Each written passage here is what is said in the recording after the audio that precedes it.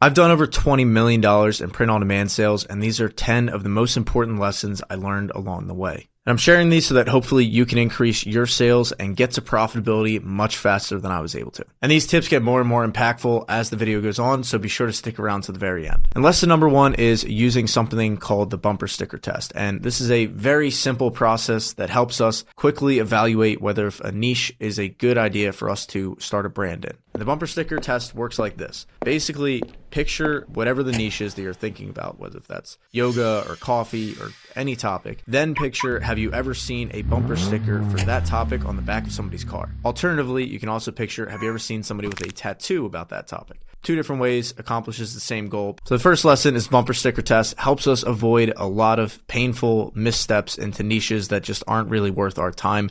And it also helps us get past the analysis paralysis very quickly and pick a niche and just move on to the next step, which is lesson number 2. And that is make designs for your audience and not for yourself. This was a big mistake that I made early on with one of our early brands. I basically made a collection of like 50 designs that I thought were really cool. I'd done a little bit of research, and then I basically just sat down in Canva and made a ton of designs, and I thought they were awesome. Then I went to the market and realized that I could not have been further from the truth. And I thought, everything was wrong with like my ads or my website. But in reality, at the end of the day, I found out that it was just the designs I had made were made for me and not for the audience. The moral of the story for this lesson is that if we are just working on designs that we like ourselves, then we basically have an art project, and that's okay. But if we're trying to build a real business, then we have to give the market what the market is interested in. What are products that they are going to buy? So always make sure that we are designing for the market and not for ourselves. And the key to that is just being very objective and maintaining awareness at all times of what are we currently working on, and is this to serve the customer or is it to serve ourselves? And on that note, that brings us to lesson number 3, which is the sheer number of designs that it takes to be successful in print on demand. And I didn't quite recognize this early on, but print on demand is a design business. Go figure. But what that means is that the way that we really get the business to grow and then scale doesn't come from necessarily the marketing we're doing or the website or all these different areas. It comes from improving the product. And the product in this case is our catalog. It's a collection of products. And the way that we really grow the business is to pour more fuel on the fire when it comes to our design process. And in the beginning, I thought, 50 to 70 was okay. Nowadays, I wouldn't launch a new brand unless I have like 100 to 120. And out of everybody in our community, the people who are having by far the most results are the ones that are up over that 200 mark, 200, 240, some even over 300. And that's just because 2 things. 1, you grow your product catalog to the point where there's plenty of products for everybody to buy. And 2, the quality of your products increases substantially as you accomplish your 100th design, your 150th, your 200th. You're just improving all the time as you're making those new designs. And that's what it's all about, making more, better products.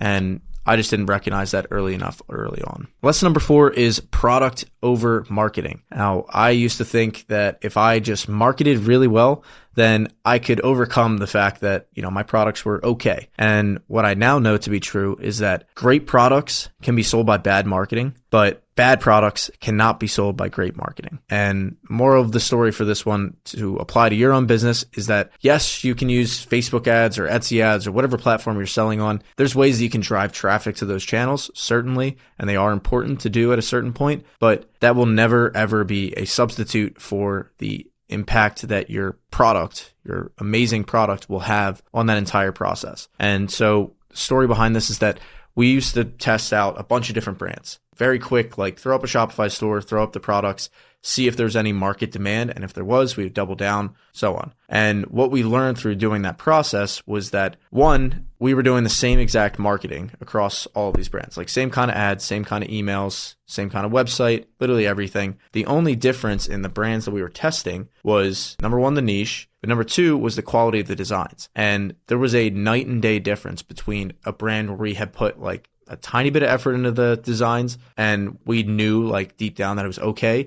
versus a brand that we had put in a lot of effort and we knew that the designs were like 8 or 9 out of 10s. Same exact marketing, all of the variables held constant. Those brands with much better products performed way better. Go figure. But it bears repeating that your products are going to be the main way that you scale. And if you try to grow to 6 and 7 figures with a mediocre product catalog, it's doable, it's possible, but you will make your life so much easier if you lean into these past 2 lessons, which is the volume that it takes and the quality of the designs and the products is the entire game. And this is not just for print on demand, by the way. This is any business. The better your product, the less marketing you have to do. It just sells itself, basically. And while we're on the topic of marketing, that brings us to lesson number 5, and that is focus on one traffic source. And I was a big sucker for this one because anytime I dialed in one traffic source, like say Facebook ads, and things were running along pretty smoothly, I had this great idea saying, hey, since this is going so well, why don't we just tack on something else? Why don't we tack on TikTok ads or Google ads or,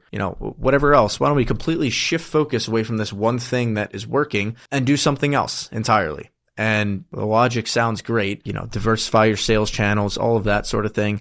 But what I was completely missing the mark on was the fact that we hadn't systematized the one channel that we were doing. Like it was just me in there doing it. So anytime I shifted my focus away from Facebook or whatever your main channel is to something new, that channel would deteriorate and sales would decrease. Meanwhile, we were getting okay, like we were still getting over the learning curve with the new sales channel. So we were slowly getting over the learning curve. Meanwhile, our main acquisition channel was diminishing. And so then we would get to the point where we're like almost over the learning curve. And then we would realize, like, pick our heads up and be like, we're not making like anything. Like our performance over here has dropped. We're not making anything here yet. Like, what are we doing? So we would end up inevitably shifting gears back to our original traffic source. Sales would go back up. We would learn the lesson for a little bit until 6 months, a year later, we decided, hey, let's try it again. Now I know that the best way to approach this is just focus on one traffic source, whether that's Facebook, organic, whatever it is for you. Just get really, really good at that and build your business to at least $100,000 per month before even considering another traffic source. Now, the caveat or nuance to this is like email marketing, a tiny bit of like Google paid search. Those two make a lot of sense, but as your main acquisition channels, don't worry about like single channel risk or anything like that until you are much larger. And that was something I learned from going to Hormozi's workshop. They told us like, basically don't worry about single channel risk until you are, they said, over $1 million per month, because the risk of split focus is far greater and far more real than the risk of your just being beholden to a single channel. And along those same lines is lesson number 6, which is don't overcomplicate the process. I used to be an absolute sucker for every new app or software or whatever it is that was coming onto the market. I wanted to try it out. I wanted to have the latest and greatest. And that's really just another form of shiny object syndrome or procrastination. Take your pick. Either one could be accurate, because all of those things we're doing was just fun little toys and distractions that maybe added some nominal value to the business, but really it wasn't anything that we truly needed. All that it was like something to distract myself with away from, monotonous and boring work that was actually required to really grow the business. And that was making more designs, doing better marketing, training the team. If I could go back in time and just rinse and repeat the same core process of the business over and over and over again within one brand, which we're going to get to that in a second, I would have been in a much, much better spot rather than shiny object syndrome across multiple brands plus shiny object syndrome within the single brand. Big mistake. So keep things simple. Most businesses are relatively simple, especially in the early stages. So bottom line, stay clear on what your goal is and then ruthlessly cut anything, whether that's time or apps or overhead, that does not directly benefit that end goal. And you have to be very, very objective and ruthless with yourself in answering these questions of, does this actually impact our end goal or result that we're shooting for? And if it doesn't, ruthlessly cut it. Number 7 is repeat customers equals repeat profit. And this was one that younger Chris had a really hard time wrapping his head around. And that is, you don't have to make all your money off of the front end. The real money is actually made in building a brand and a lifetime relationship with your customers. Because on the front end, it's great. You are running your ads, you see that you're at a 2.5 or 3 ROAS on the front end purchase. Great, because you ran whatever crazy sale to get the people in the door. That's awesome. The downside is that when you get somebody in the door with some crazy sale or something over the top, urgency, scarcity, those are typically not the kind of people that are going to stick around for the lifetime of your brand and come back and buy from you when you have new collection drops or new products becoming available. Those are just people that are there for impulse buys. And that's okay. There's a place for that. But if we're trying to build a real brand, which I now try to do with everything we do, because I know that the lifetime value, the value of somebody coming back buying 2, 3, 4, 5, 10 times is infinitely greater than somebody who will just buy from us once. So now I optimize for less about the front end, and I worry far more about how do I make it an absolutely impeccable customer experience so that that person, once we pay to acquire them the first time, they stick with us for the next 1, 2, 5, 10 years. And the eighth print on demand lesson that it took me a long time to learn is that Shopify is better than being on a marketplace. Now, let me explain before the Etsy and Merch by Amazon sellers get all up in arms. There is a place for being on a marketplace. And if you don't know what that is, picture if you were a seller within a mall and you have a store within a mall, and that mall is called Etsy. You have your landlord, they control the traffic, they control everything about it. They can kick you out and you don't have the business overnight, versus Shopify or WordPress, WooCommerce, Wix, all of those. Those are the equivalent to building a brick and mortar store where you're standalone. You own everything. You own the traffic. You have pros and cons for each. But in my opinion, for building a long-term print-on-demand brand, like a real clothing brand that just so happens to use print-on-demand to fulfill it, whereas on Shopify, we're building our own customer list, we are building our own traffic sources, and we're not competing with anybody side by side. But the most important piece is the way that we are able to truly establish a lifelong relationship with people through our email marketing, and we're able to build a real brand. And, even though I was selling on Shopify, I submitted to the idea like, oh, maybe Etsy's better for print on demand because, there's YouTube videos about it. They know what they're talking about, right? So I thought that maybe that was the case and I just hadn't focused on it. But now after talking with so many Etsy sellers and selling on Etsy and Amazon myself, I now know that there are way, way more downsides and way more risk associated with selling on Etsy. Not to say, you can't make an income doing that. You certainly can. It's just not a game that I'm really interested in playing. And lesson 9 is to look at your entire funnel and not just the part that you like the most. And the funnel, to break it down very simply, is every step in the process that your customer experiences with you and your brand. So step 1 would be the ad. Step 2 is your landing page, so your collection page. Step 3 is your product page. Then 4 is your cart. 5 is checkout. Then 6, you could optionally call the thank you page the last step in your funnel. And this was a really important lesson for me to learn because early on, I just really enjoyed the ad side. And, some people like Shopify more, some people like the products more. Me personally, I like the ads more, which is good in ways because, it never felt like working. I was just able to focus on that, found a lot of cool stuff that I could do, really enjoyed it and became proficient at it.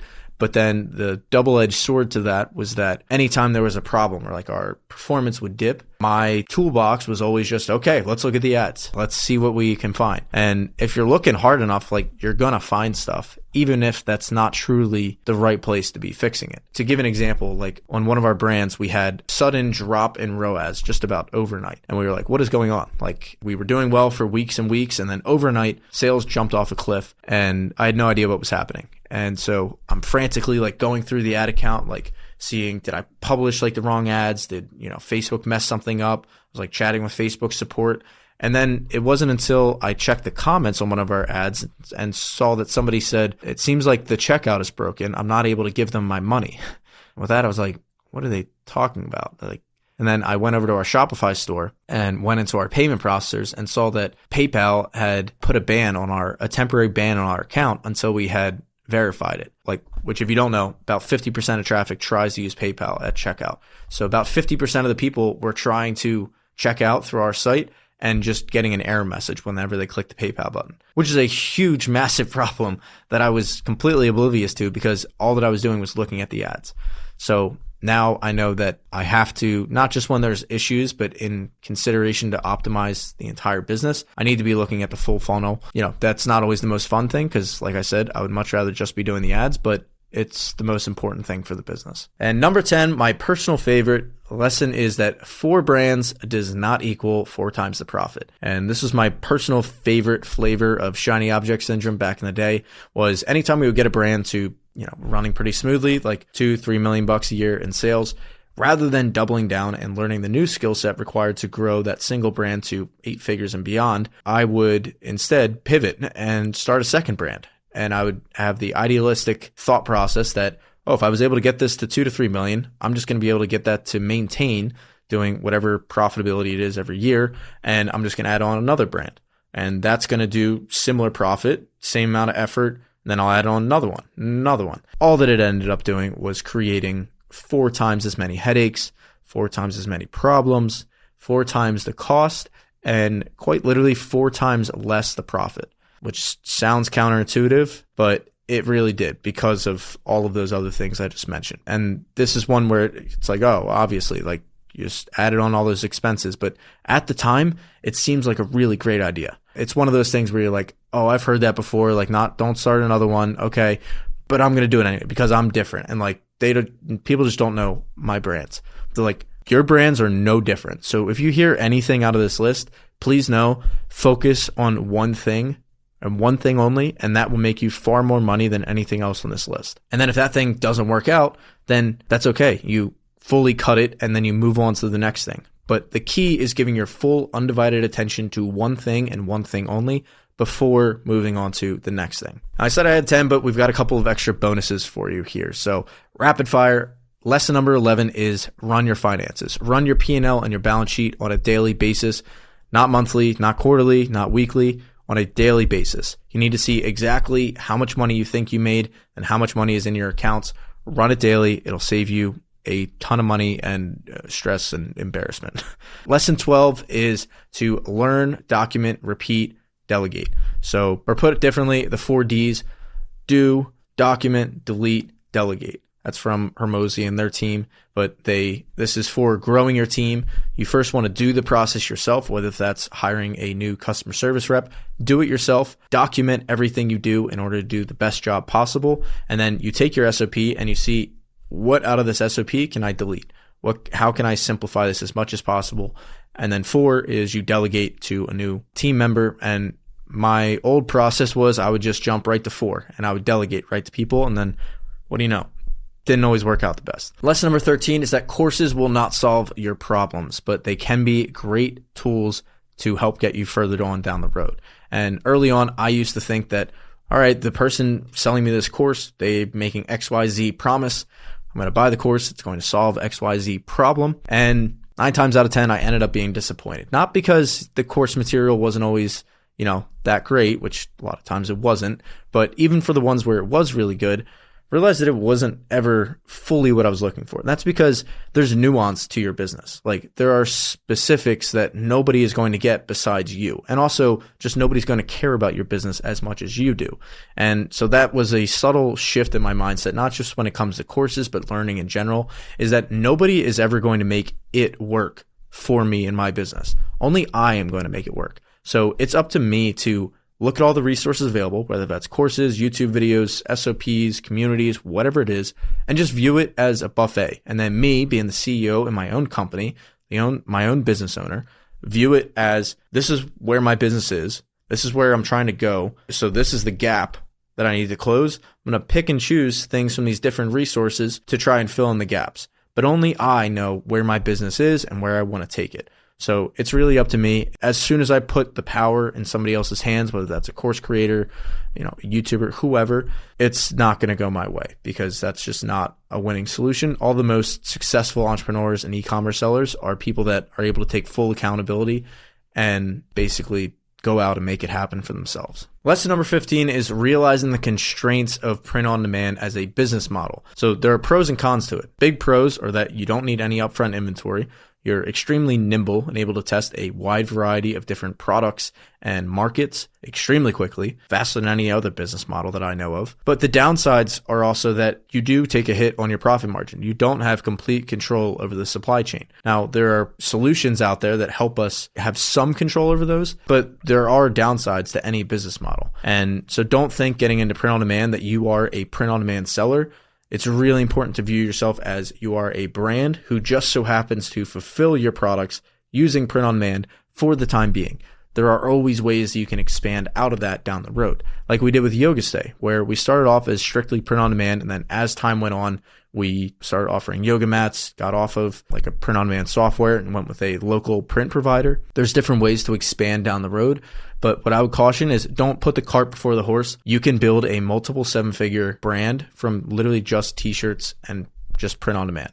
I've done it multiple times. It's very, very possible. So if that's your goal, don't try to over-engineer for something that could be an 8-figure, 9-figure company or brand. Like, you're not going to build a Nike right out of the gate. Nike didn't build Nike right out of the gate. Gymshark didn't build Gymshark right out of the gate. They started much, much smaller and then worked their way up to it. And I talked to a lot of print-on-demand sellers where I want to build a clothing brand. I want to make like a Nike, or like they think that it's only worthwhile if that's what they're building towards. I'm like, that's just not true. Like, maybe that's my opinion, but you're able to build a very successful business that impacts a lot of people and has a very nice bottom line from doing a whole lot less. So don't let some societal pressure of like, you need to do something that has like big impact, change the world. Like, that's just trying to get up to for your first at bat and saying you will settle for nothing less than a grand slam. So like, it just makes no sense. Like, settle for base hits. Like, get a couple of those. You're still getting on base, still getting around. Like, there's a lot of wins to be had there. Like, nobody goes into the big leagues and says, I'm only going to go for grand slams. If I'm not hitting that, then I'm not doing it. It just wouldn't make sense. Last but not least is one that I am still working to do on a daily basis, and that is having fun with the process. Realizing that like what we're doing at the end of the day, it can feel like a lot of laptop work and, making Wi-Fi money or internet dollars, lots of data and like separation between us and the end consumer. But to me, I think it's amazing that we get to do what we're able to do. We have the ability to market to people that are on the other side of the globe with the click of a button, and that we're able to fulfill a unique crafted product without us ever actually having to touch the inventory. And 3, that we're actually able to have that impact globally, create completely unique and branded products, and put a little piece of ourselves out there into the world is something that is like, just the beauty of it is never lost on me. But what can be lost sometimes is like how awesome that is in the day to day when your head's down, like making your 100th design, or you're launching your, ads and like reading the metrics. It can be very easy to lose sight of like what we're doing and how awesome it is in the grand picture. And, just enjoying that process. Like, it is pretty amazing. Giving yourself credit where credit's due. Even if you haven't made your first sale or, your 1,000th sale, like, you're learning every day, and that's pretty awesome too. If you want to learn more about this, go check out the 21-hour course. It's completely free on the channel, as detailed as I could possibly get it. Thank you guys for watching, and I'll talk to you soon.